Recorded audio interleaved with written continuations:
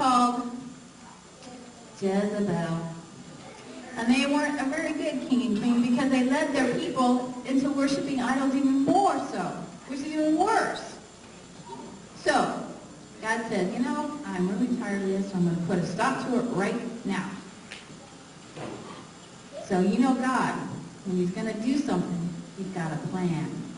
And in this plan, he has this guy who is a prophet named Elijah. Well, at that time, prophets, nobody liked them. You know why?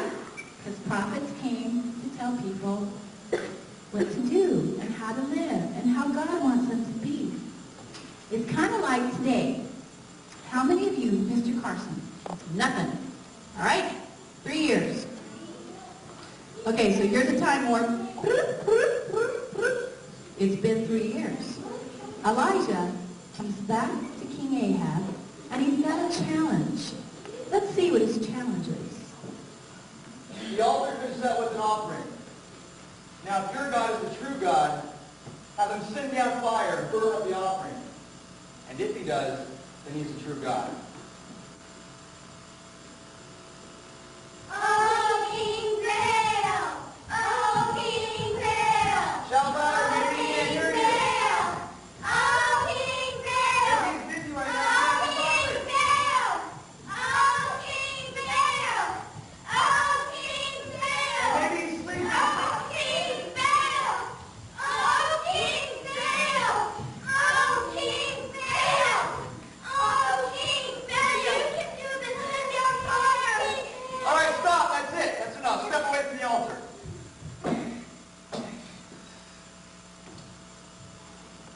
Now, there was no response from God's people at all. Now, see, this was a challenge to find out who the one and true God was, right? So this altar was built, and the challenge was to bring down fire from the altar. So these people were the priests of Baal. And they even went so far as making cuts on their arms because they thought the smell of blood would entice their God. I mean, that's gross. Then Elijah put 12 stones for the 12 tribes up on the altar. Then he dug a 2-foot ditch all around the altar. Okay? Then he took wood and he put wood on the altar. A lot of wood. After that, watch this. He poured 1, help me count them, 2, 3,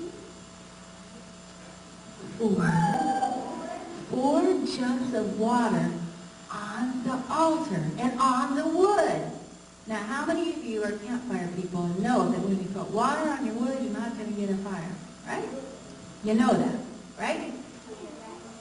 Then Elijah stepped around and he prayed to God.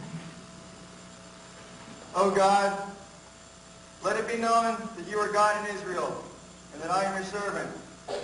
And I have done all these things at your command. Answer me, Lord, so these people will know that you are God. Whoa. It's fire.